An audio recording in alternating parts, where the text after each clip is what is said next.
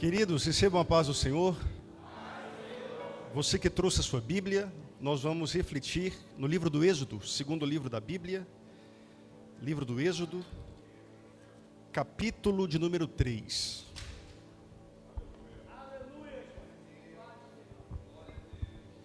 Livro do Êxodo, capítulo 3. Nós leremos a partir do primeiro versículo, enquanto você localiza o texto. É uma satisfação nós estarmos juntos para cultuarmos, sermos instruídos pela palavra de Deus. Obrigado, pastor Walter, pastora Gersília, que me recebem mais uma vez. Sempre muito bom estar aqui no São Francisco 1. Presbítero Wellington, que me fez o convite, muito obrigado pelo carinho. Evangelista Fabrício, toda a liderança, todos os obreiros. Estou acompanhado da minha esposa, irmã Beatriz, está ali atrás. Quantos querem receber a palavra de Deus? Digam amém. Capítulo 3 do Êxodo, a partir do primeiro versículo, está escrito: E apacentava Moisés o rebanho de Jetro, seu sogro, sacerdote em Midian. E levou o rebanho atrás do deserto e chegou ao monte de Deus, a Horebe. E apareceu-lhe o anjo do Senhor em uma chama de fogo do meio de uma sarça. E olhou, e eis que a sarça ardia no fogo e a sarça não se consumia. E Moisés disse: Agora me virarei para lá e verei esta grande visão, porque a sarça não se queima. E vendo o Senhor que se virava para ver, bradou Deus a ele do meio da sarça e disse: Moisés, Moisés. Respondeu ele: Eis-me aqui. E disse: Não te chegues para cá.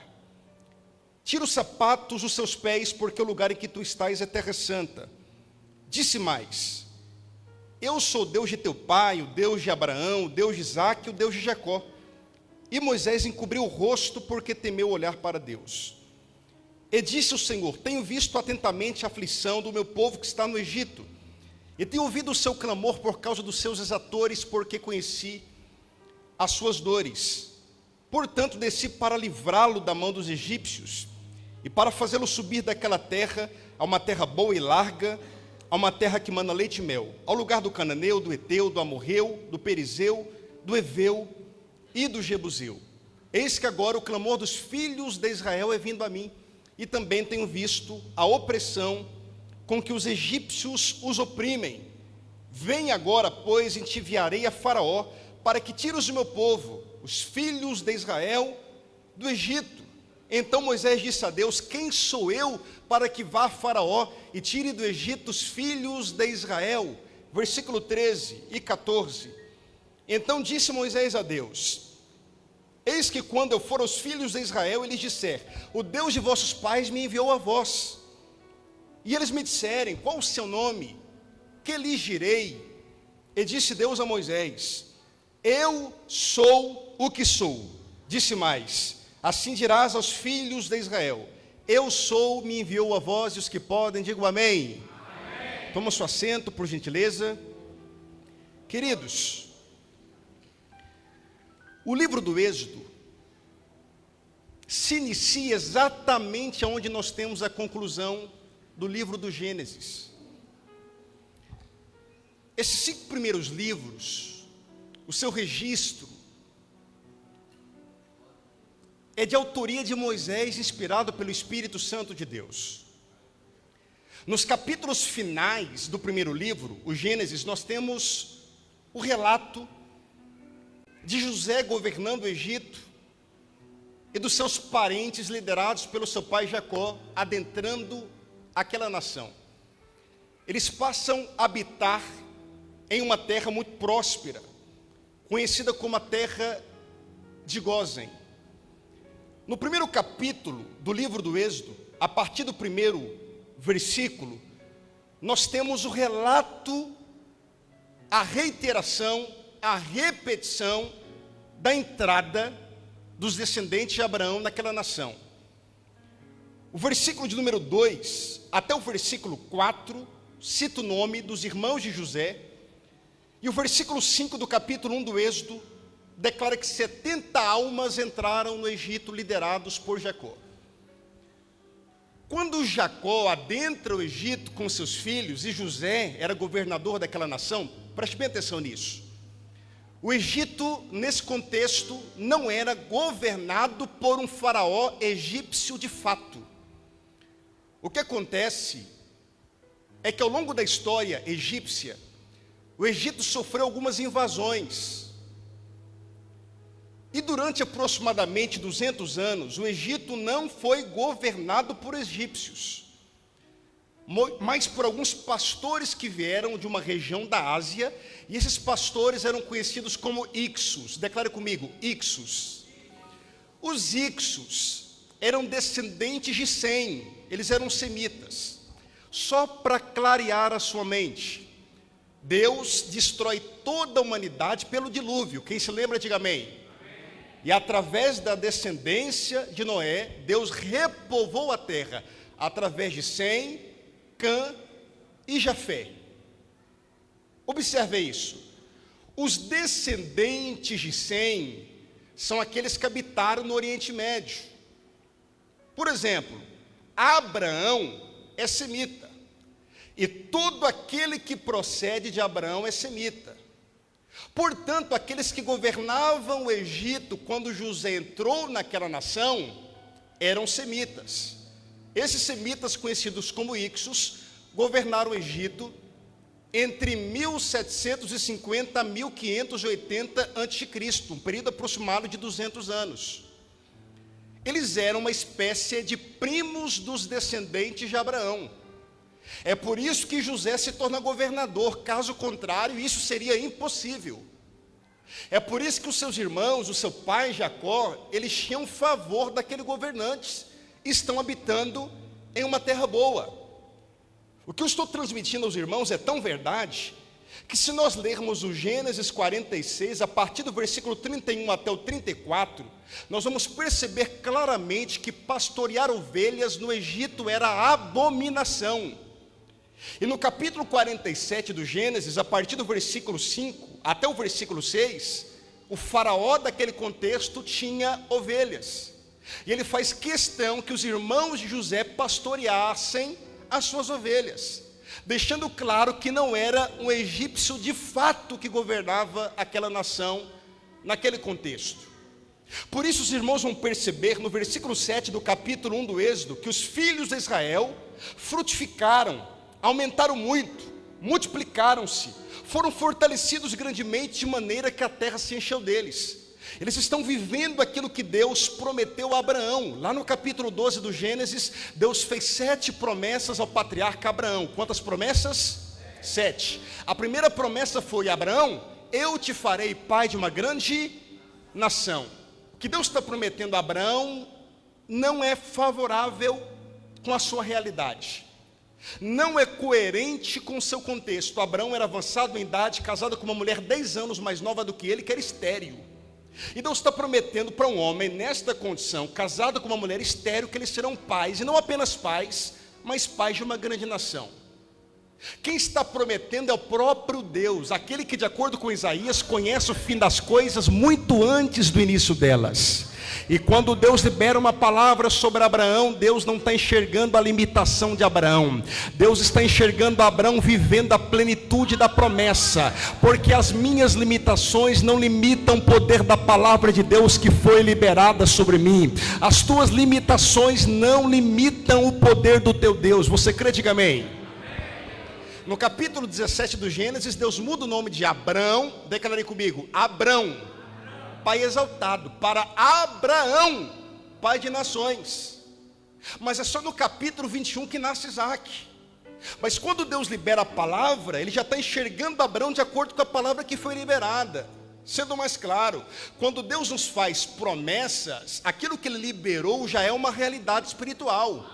Para nós vai acontecer. Por quê? Porque nós estamos limitados ao tempo, e o tempo para nós é progressivo, passado, presente, futuro, ontem, hoje e amanhã. A nossa concepção sobre Deus de acordo com o nosso tempo. Ontem Ele era, hoje Ele é, amanhã Ele será. Mas para Deus não funciona assim. Para Deus não tem passado e nem futuro. Para Deus tudo é um eterno presente. Ontem Ele é, hoje Ele é, amanhã Ele é. Para nós chegará segunda-feira, mas Deus já está na nossa segunda-feira. Para nós chegará janeiro, mas Deus já está no nosso janeiro. Quando Deus te faz uma promessa, Ele já está te vendo de acordo com a promessa que te foi feita. E para que um povo se torne uma nação, ou seja, considerado como uma nação, eles precisam se enquadrar em 3 requisitos. Quantos requisitos? Eles precisam ser numerosos, eles precisam de leis para governá-los e de um território. O primeiro ponto está acontecendo aqui no versículo 7 do Êxodo capítulo 1. Eles estão frutificando, aumentando muito, multiplicando-se. Quando eles saem do Egito, eles recebem a lei. 40 anos aproximadamente depois, eles conquistam o território. Então observe que esse povo que está no Egito, eles estão debaixo de uma palavra liberada pelo próprio Deus. Versículo 8 do capítulo 1 do Êxodo. E levantou-se um novo rei sobre o Egito que não conhecera José. Por trás do versículo 8, isso por volta de 1580 a.C., houve uma outra guerra no Egito. E os íxos perderam o controle daquela nação. E um governante egípcio de fato passa a governar aquele país. Possivelmente esse novo rei foi Amós I. E percebendo o crescimento do povo, a sua multiplicação, a sua prosperidade, e observando que aquele povo, os descendentes de Abraão, eram parentes dos seus inimigos, eram favorecidos pelos seus inimigos, Faraó pensa: nós temos que arrumar uma estratégia para paralisar esse povo. Versículo 9: pois esse povo é muito e mais poderoso do que nós. Versículo 10: nós precisamos paralisá-los, nós precisamos arrumar uma forma, uma estratégia para que eles não se multipliquem. A partir do versículo 11, inicia-se um período de escravidão. Percebam, queridos, que os descendentes de Abraão, eles não passaram 430 anos escravizados. A maior parte do tempo não foi de escravidão, a escravidão começa aqui. Aproximadamente 300 anos foi de bonança, crescimento e expansão. Aqui eles começam a viver escravidão, estão sendo oprimidos, perseguidos, porque Faraó quer paralisá-los. Porque a mentalidade dele é: se houver uma outra guerra dentro do Egito, certamente perderemos a batalha, mais uma vez. Então vamos minar as forças dos descendentes de Abraão, dos irmãos de José. Versículo 12 do capítulo 1 declara que quanto mais eles eram oprimidos, apertados, afligidos, tanto mais se multiplicavam e cresciam, de maneira que os egípcios se enfadavam. O sentido original do texto, para enfadavam, dá a ideia de que eles passavam mal por causa do crescimento daquele povo, mas o seu crescimento não era resultado da sua força ou do seu intelecto, era resultado da palavra de Deus que foi liberada sobre Abraão. Se você está debaixo de uma palavra de Deus, descanse o seu coração. As situações adversas contribuirão para o seu desenvolvimento. Você crê nisso? Diga amém. Paulo, escrevendo aos Romanos, declarou que todas as coisas cooperam para o bem daqueles que amam a Deus, daqueles que são chamados segundo o seu propósito. Irmão, você nunca perde.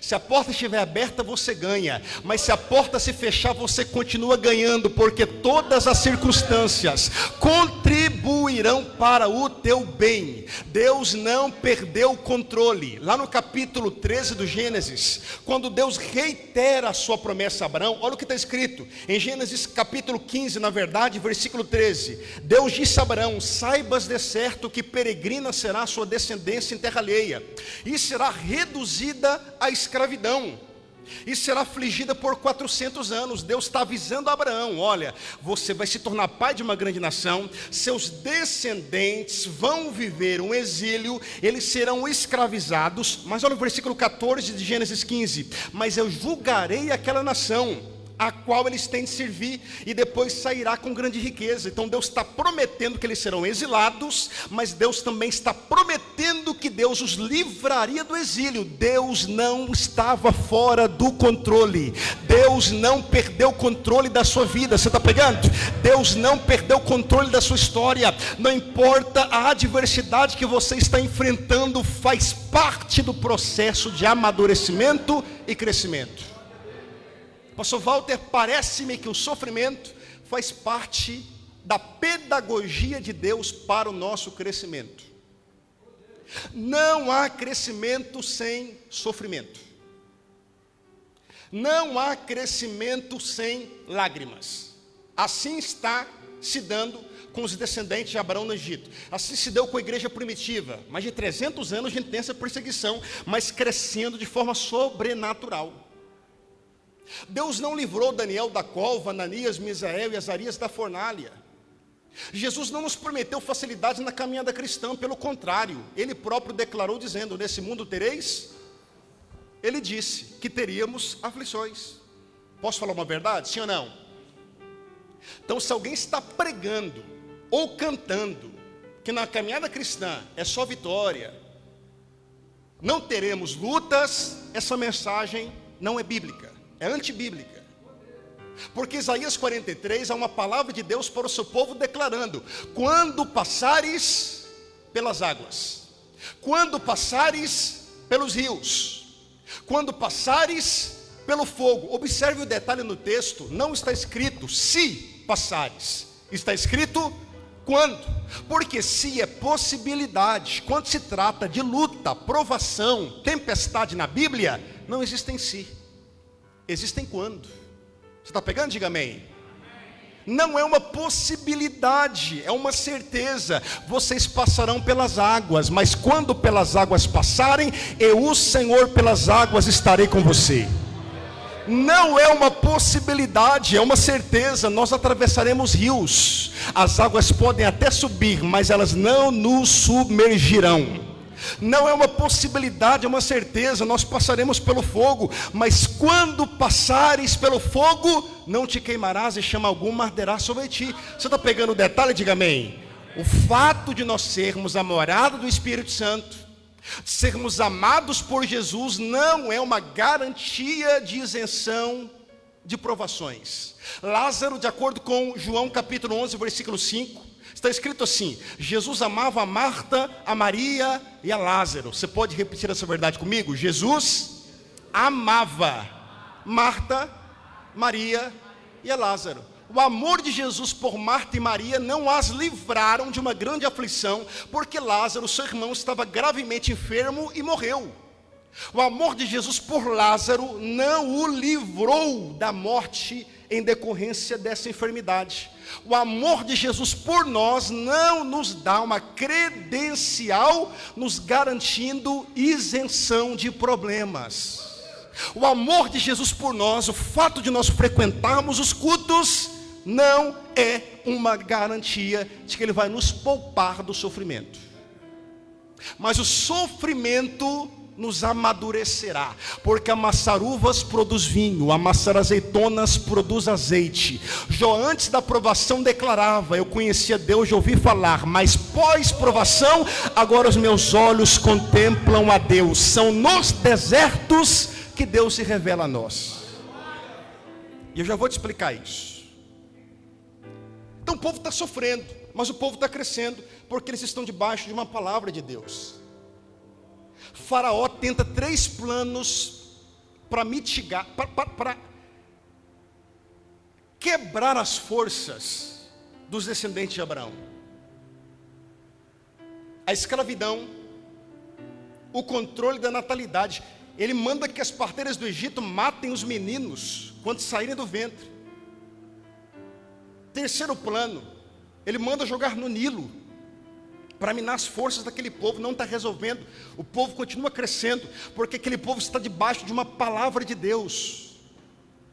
Eu me lembro de 3 anos atrás, aproximadamente, quando em um domingo houveram eleições a nível federal, E muitos crentes estavam desesperados pelo resultado da eleição, principalmente para quem governaria o país pelos próximos anos. E eu me lembro que eu disse para alguém: descansa o coração, não interessa quem governa o país, o estado ou a cidade.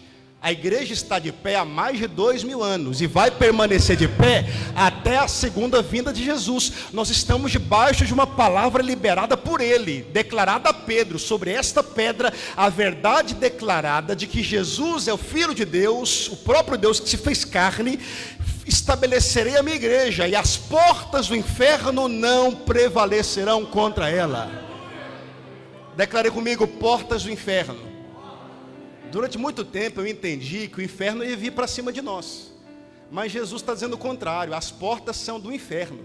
Portas são instrumento de defesa. Ninguém ataca com porta se defende. Então Jesus não está prometendo que o inferno vem para cá. Jesus está prometendo que a igreja vai para lá, e o sistema de defesa do inferno não vai nos resistir. No poder do Espírito Santo nós avançaremos, porque estamos debaixo de uma palavra. O avanço da igreja não é resultado da sua força. O avanço da igreja não é resultado do seu intelecto. O avanço da igreja não é resultado da sua influência política. O avanço da igreja é resultado do poder do Espírito Santo. Então esse povo está avançando. Nesse contexto, nasce uma criança. Ela é formosa, é guardada pelos seus pais até os seus 3 meses. Filho de Arão e Joquebede. Não podendo mais guardá-la, a sua irmã o deposita em um cesto betumado com betume à beira do rio Nilo. E bem na hora a princesa, a filha de Faraó, o maior inimigo do projeto de Deus, a filha dele está descendo para se banhar, encontra o cesto. Os irmãos conhecem a história, estou resumindo. Aquela criança, há uns 4 anos para frente, depois que a princesa encontrou o cesto, ela passa a morar dentro do palácio, porque a princesa fez um acordo com a mãe da criança, sem saber que era a mãe da criança.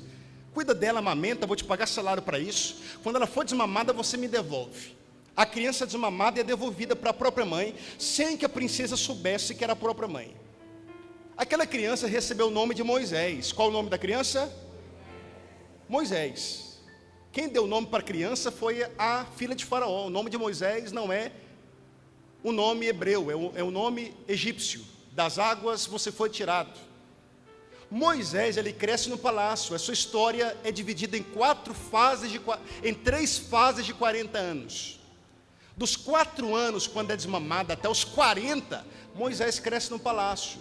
Ele recebe educação de príncipe. Está lá em Êxodo, está lá em Atos 7, a partir do 22. Instruído em toda a ciência dos egípcios, poderoso em palavras, poderoso em obras, nunca sofreu com gagueira. Possivelmente Moisés foi cientista em letras, era pedagogo, legista legal, era médico, economista, falava no mínimo 3 idiomas, era hebreu, falava hebraico, cresceu no Egito, falava a língua dos egípcios, se casou com uma midianita, falava a língua dos midianitas, era alguém muito preparado. O que eu quero dizer com isso, irmãos? É que Deus colocou Moisés, o seu projeto para ser o libertador, dentro da casa de Faraó, o inimigo do projeto. Faraó não sabe, mas ele está alimentando Moisés, o projeto de Deus. Faraó nem imagina, mas ele está provendo a educação de Moisés, o projeto de Deus. Você está pegando? Diga amém.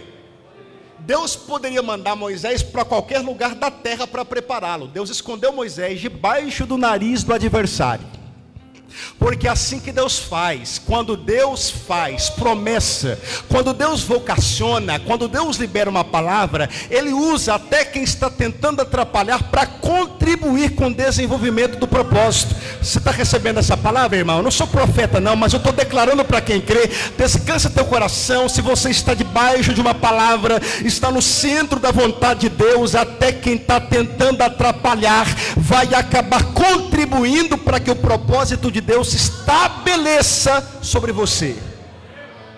Até os seus 40 anos, Moisés é criado por Faraó, sem que Faraó soubesse que ele estava sendo preparado por Deus para ser o libertador. Com 40 anos ele mata um egípcio, ele foge do Egito, ele vai para o deserto de Midian. 40 anos depois da sua fuga do Egito, nós chegamos no capítulo 3. Moisés já está com 80 anos de idade aproximadamente.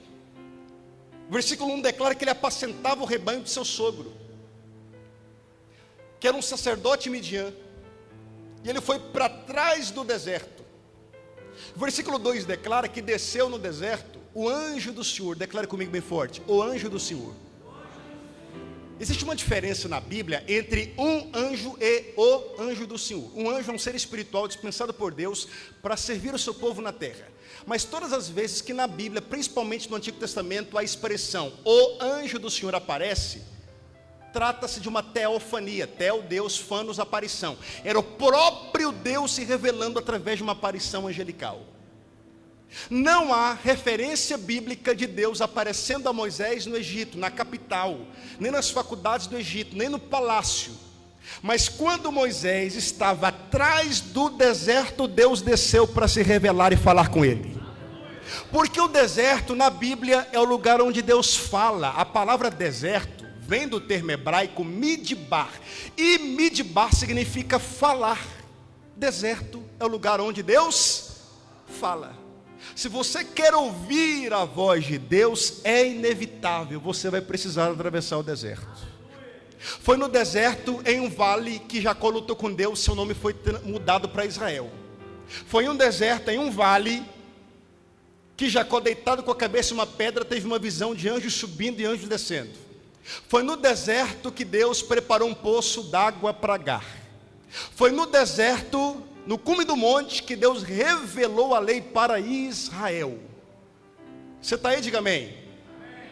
O que eu vou dizer aqui, eu vou dizer com muita liberdade, porque eu conheço a igreja e sei que a igreja é muito instruída biblicamente e ama as escrituras. É a maior classe de escola bíblica dominical que eu conheço. Amém, irmão? Falo de vocês para todo mundo, é verdade. Escuta isso aqui. A Bíblia Sagrada, ela tem 2 testamentos, o Antigo e o Novo. E os 2 testamentos têm 4 subdivisões. O Antigo Testamento é dividido em 4 partes: Pentateuco, históricos, poéticos, proféticos. O Pentateuco são 5 primeiros livros da nossa Bíblia, compostos pelos seguintes livros: Gênesis, Êxodo, Levítico, Números e Deuteronômio. Você está aí? Diga amém. Originalmente, o Antigo Testamento foi escrito em que língua? Hebraico. Só que esses termos que nós acabamos de citar, Gênesis até Deuteronômio, não são termos hebraicos, são termos gregos. Não são termos originais. O que acontece é que havia um rei no Egito, e o nome dele era Ptolomeu Filadelfo. Ele tinha uma grande biblioteca, mas lhe faltava o Antigo Testamento, conhecido como a Tanar para os judeus. Então ele deu uma ordem para que seus eruditos traduzissem o Antigo Testamento escrito em hebraico para a língua comum da época, o grego. Nessa tradução, esses livros receberam termos gregos, que têm significado. Diga comigo: Gênesis, origem; Êxodo, saída. Então Gênesis, origem, porque está tratando da origem de todas as coisas. Êxodo, saída, porque ali nós temos o registro da saída do povo do Egito. Levíticos, levitas, Deus está dando instruções para o trabalho dos levitas e do sacerdote. Números, contagem, Deus contou o povo 2 vezes, no início e no final do livro de Números, nos 40 anos de peregrinação. Deuteronômio, 2 palavras gregas: deuteronomos, deutero, repetição, nomos, lei, repetição da lei. Porque o povo que saiu do Egito morreu no deserto. Quem se lembra, diga amém. Então agora Moisés está repetindo aos filhos o que ele já havia dito aos pais, por isso repetição da lei. Só que originalmente, os títulos dos 5 livros de Moisés são hebraico. Eu vou citar aqui para os irmãos, ok? Não é para mostrar conhecimento, nós não precisamos disso, mas é para agregar no seu conhecimento. Você está pegando? Diga amém. Os 5 primeiros livros estão organizados assim: Gênesis é Bereshit, Êxodo, Shemot, Levítico, Vaikra, Números, Bamidbar, Deuteronômio, Devarim. O que importa não são os títulos. O que importa é a compreensão de que o significado dos 5 livros foi retirado do primeiro capítulo, primeiro versículo, primeira frase de cada livro. Por exemplo, Bereshit, que é o livro do Gênesis. Primeiro capítulo, primeiro versículo, primeira frase do livro. Como é que o texto inicia? No princípio. Êxodo 1, versículo 1, primeira frase. Esses são os nomes. Levítico 1, versículo 1, primeira frase. E ele chamou. Números 1, versículo 1, primeira frase. No deserto. Deuteronômio 1, versículo 1, primeira frase. Estas são as palavras. Se você pegar a primeira frase do primeiro capítulo, do primeiro versículo de cada livro do Pentateuco e juntar essas frases, você vai ter uma frase macro. No princípio, esses são os nomes que ele chamou no deserto para falar ou para revelar as suas palavras. Sempre que Deus quer revelar a sua palavra a alguém, de fato, Deus conduz esse alguém ao deserto. Talvez eu esteja pregando para alguém que está permeando pelo deserto. A palavra do Senhor para você nessa noite é esta: descanse o teu coração. Esse deserto não é para a tua falência, esse deserto é para eu me revelar a você. Eu estou te preparando, eu estou te aperfeiçoando. Eu sei que o deserto é dolorido, é onde nós estamos cercados por muitas pessoas, mas nos sentimos sós. É onde pessoas podem nos socorrer, mas não nos socorrem. Você está pegando? Diga amém. Você já sentiu isso? Por que Deus conduz o homem ao deserto? Porque Ele quer ensinar uma lição. O solo do deserto é infértil. Tudo que o homem semear, ele não vai colher, porque o solo do deserto não pode dar o resultado. Então no deserto eu sou obrigado a deixar de depender das provisões de baixo e aprender a depender das provisões do alto. Deus está nos ensinando nos desertos. Eles fazem parte do processo de amadurecimento. Você está pegando? Diga amém. Então no deserto Deus se revela a Moisés. E quando Deus se revela a ele, Deus lhe comissiona para libertar o povo do Egito, para enfrentar Faraó. E Moisés diz: Senhor, quem sou eu para enfrentar Faraó e tirar o povo do Egito?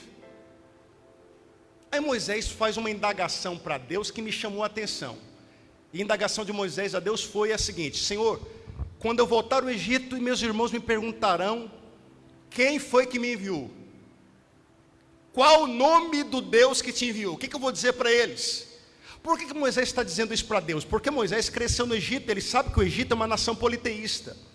E lá no Egito eles têm deuses para tudo.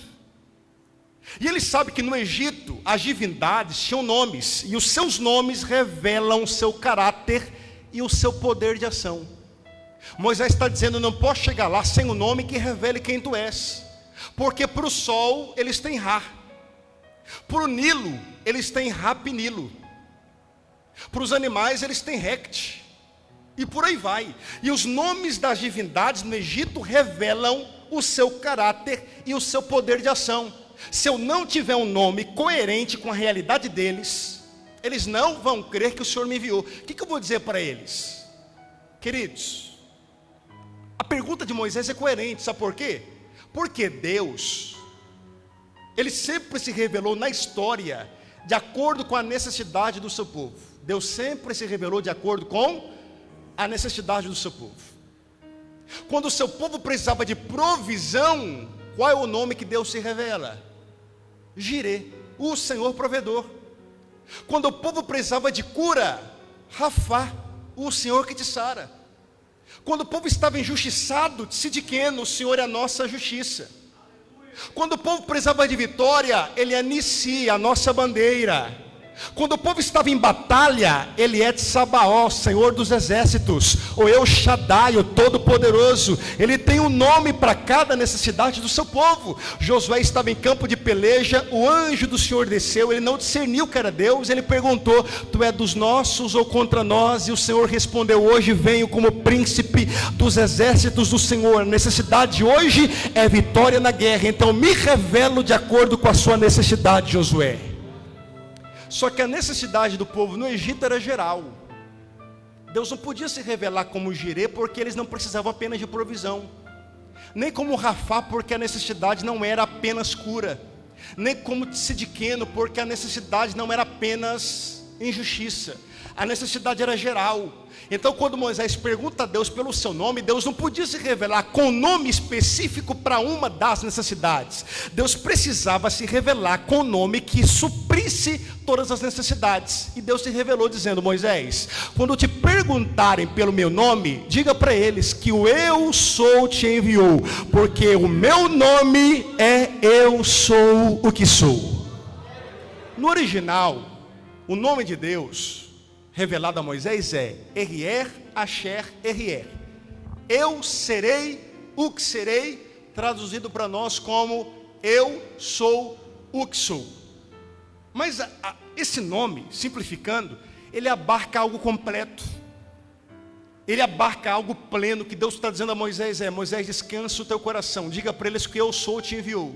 E nesse nome, com a minha presença, vocês terão suprimento para todas as suas necessidades. Se vocês precisarem de água, eu serei. Se vocês precisarem de refúgio, eu, o Senhor, serei. Se vocês precisarem de livramento, eu serei o livramento de vocês. Eles saíram do Egito, nós cantamos nessa noite, pelo dia, sol quente e escaldante, não havia guarda-sol, mas Deus se revelava como uma nuvem que os protegia do sol. Noite fria, escura do deserto, não havia aquecedor nem lanterna, mas Deus se revelava como uma coluna de fogo que os aquecia, iluminava o caminho para Israel passar. Na fome ele enviava o maná e as cordonizes. Na sede, tem como jogar para nós na tela? Primeira carta de Paulo aos Coríntios, capítulo 10, a partir do primeiro versículo. Não é o assunto, mas só para quem está ligado aí e ama esses detalhes da Bíblia, tem gente que questiona, aonde está escrito que eu tenho que ser batizado para cear? Não tem referência explícita, mas em 1 Coríntios 10, a partir do primeiro versículo, se puder jogar para nós na tela, nós temos referências implícitas. Olha o texto: ora, irmãos, não quero que ignoreis que os nossos pais estiveram todos debaixo da nuvem, e todos passaram pelo mar. Olha o 2: todos foram batizados. Batismo não é coisa da nova aliança. No Antigo Testamento, isso há mais de 3.500 anos atrás, foram batizados em Moisés, na nuvem e no mar. O que é batismo? Aliança. Quando o povo passou pelo mar vermelho, eles fizeram uma aliança. E quem nasceu no deserto? Havia uma nuvem, da nuvem caía água. Quem passava pelas águas da nuvem? Batizado, aliança. Todos foram batizados em Moisés, na nuvem e no mar. Olha o próximo versículo: e todos comeram de uma mesma comida espiritual. Isso aqui é ceia, ok? Isso aqui é um símbolo da ceia. E beberam todos de uma mesma bebida espiritual, porque bebiam da pedra espiritual que os seguia. Quem era a pedra? Cristo. Havia uma pedra que se movia no deserto. Aonde Israel passava, essa pedra passava. Aonde Israel entrava, essa pedra entrava. Aonde Israel parava nas suas peregrinações, essa pedra parava. Cristo sempre esteve presente na vida do seu povo, suprindo as suas necessidades. Você não está só nesse deserto, você não está só nessa batalha. O Senhor é presente diuturnamente, suprindo as nossas necessidades. E eu vou além para nós orarmos. Em todo o Antigo Testamento, na vida de Abraão, Isaac, Jacó, na vida de José, na vida de Moisés, dos homens e mulheres que marcaram a história no Antigo Testamento, eu vou ser usado para dizer o que eu vou dizer, e eu vou pedir permissão para isso. Posso? Você é muito mais bem-aventurado do que Moisés, do que Abraão, do que Isaac, do que Jacó, do que José. Sabe por quê? Porque nenhum deles teve o privilégio de ser habitação do Espírito de Deus.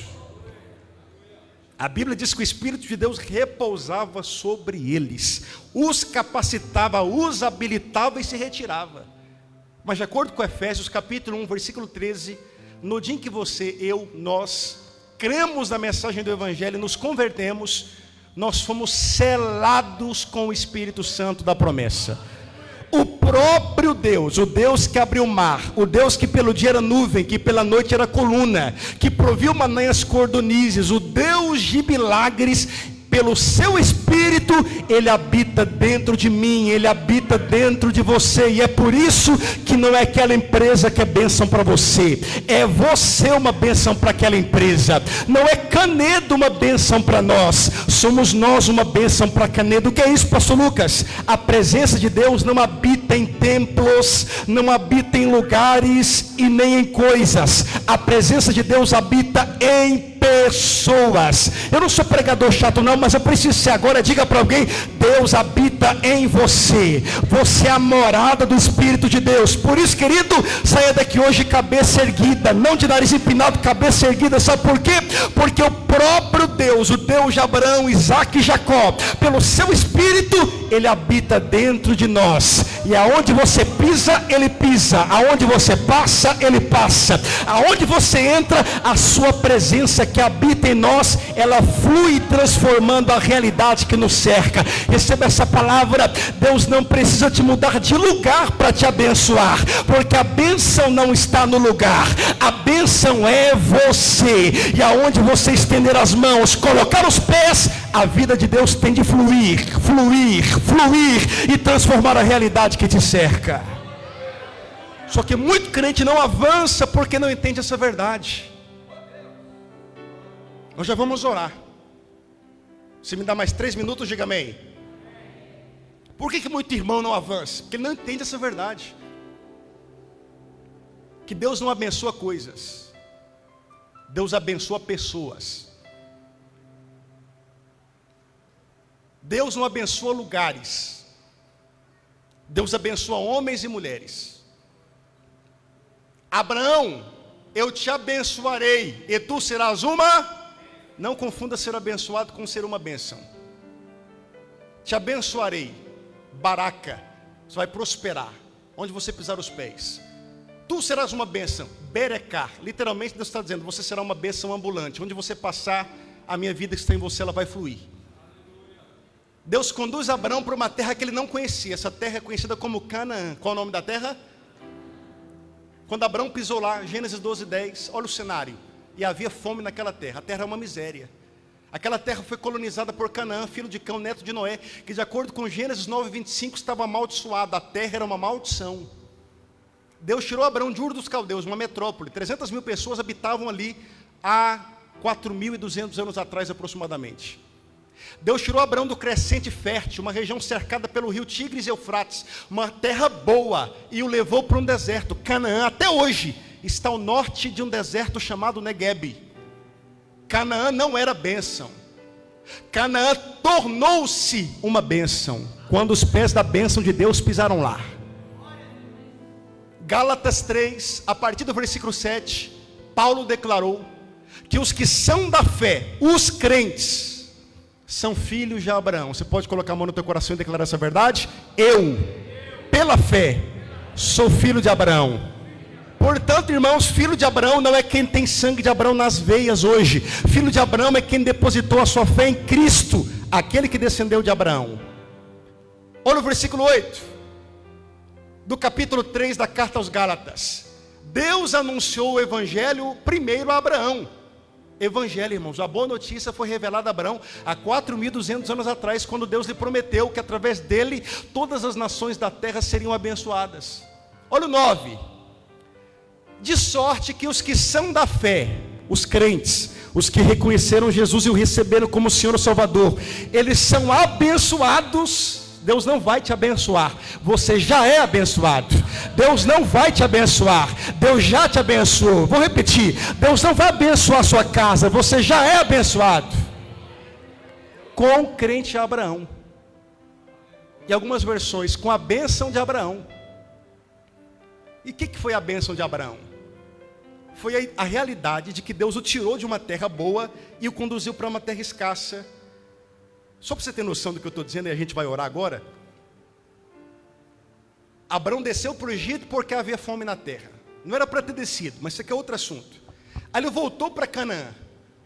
Muito rico era Abraão junto com Ló, seu sobrinho. Deus disse para Abraão, quando chamou: Abraão, sai da tua terra e da tua... Olha o parente de Abraão com ele. Deus disse para romper, Abraão levou junto. Então Ló era próspero também, está lá no Gênesis 13, não porque Deus o abençoou, mas porque Ló andava com Abraão, que era uma bênção. E a bênção de Deus que caía sobre Abraão, respingava em Ló, e Ló prosperava. A minha avó me dizia: me diga com quem tu andas, eu direi quem? Salomão já havia dito: quem anda com sábio se tornará sábio, mas o companheiro dos tolos será? Você é e será o reflexo daqueles que te cercam, daqueles que te governam. Você está pegando? Diga amém. Por isso que você é abençoado, irmão. Você está liderado por um pastor que é uma bênção. Deus te levantou lá no seu trabalho, na sua escola, na sua faculdade, para ser um referencial, para ser um influenciador, não para ser influenciado. Ló prospera porque anda com Abraão, só que ele não entendeu isso. Seus pastores estão brigando. Aí Abraão chamou Ló para conversar e diz: vamos fazer o seguinte, vamos nos separar. Se você for para a direita, eu vou para a esquerda. Se você for para a esquerda, eu vou para...